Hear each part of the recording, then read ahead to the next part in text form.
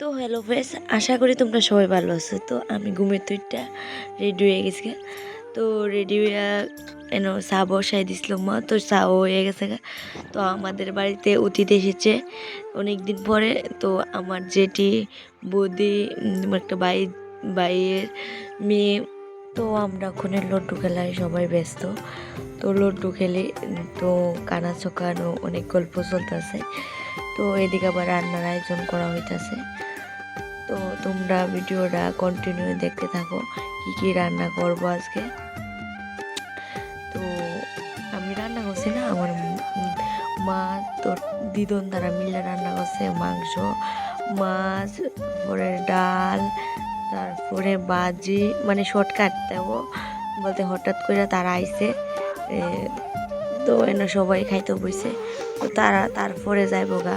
তো যাওয়ার সময় তো তারা একটু আজ্ঞাই দেওয়ান লাগছে।